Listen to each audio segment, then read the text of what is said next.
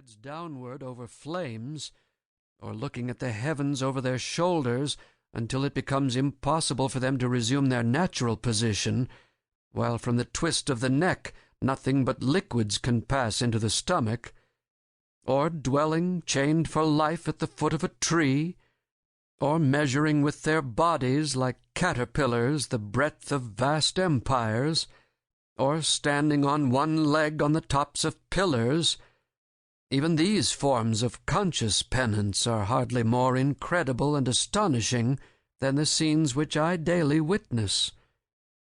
The 12 labors of Hercules were trifling in comparison with those which my neighbors have undertaken, for they were only 12, and had an end.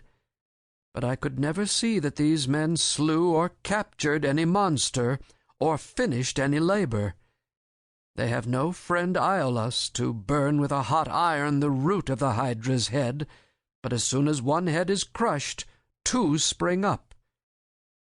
I see young men, my townsmen, whose misfortune it is to have inherited farms, houses, barns, cattle, and farming tools, for these are more easily acquired than got rid of.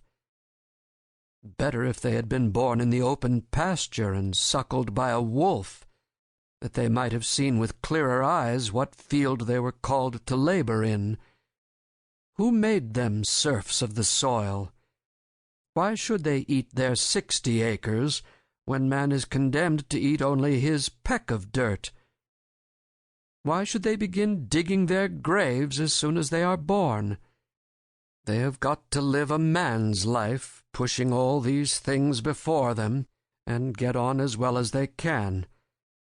How many a poor immortal soul have I met, well-nigh crushed and smothered under its load, creeping down the road of life, pushing before it a barn 75 feet by 40, its Augean stables never cleansed, and 100 acres of land, tillage, mowing, pasture, and wood-lot. The portionless, who struggle with no such unnecessary, inherited encumbrances, find it labor enough to subdue and cultivate a few cubic feet of flesh. But men labor under a mistake. The better part of the man is soon plowed into the soil for compost.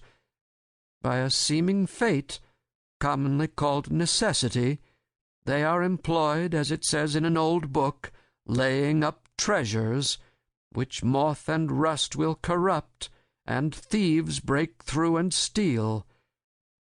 It is a fool's life, as they will find when they get to the end of it, if not before. It is said that Deucalion and Pyrrha created men, by throwing stones over their heads behind them. Indigenus durum sumus experiensque laborum, et documenta damus quasimus origine nati.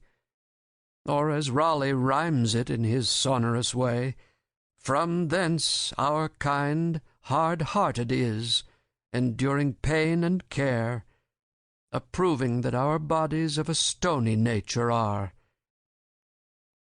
So much for a blind obedience to a blundering oracle, throwing the stones over their heads behind them and not seeing where they fell.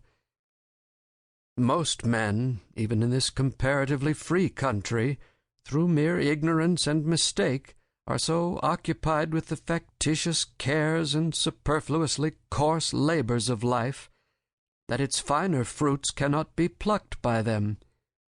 Their fingers, from excessive toil, are too clumsy, and tremble too much for that.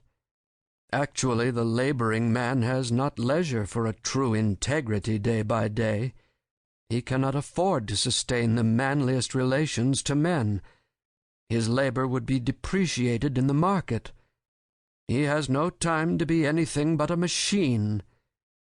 How can he remember well his ignorance, which his growth requires, who has so often to use his knowledge? We should feed and clothe him gratuitously sometimes, and recruit him with our cordials before we judge of him. The finest qualities of our nature, like the bloom on fruits,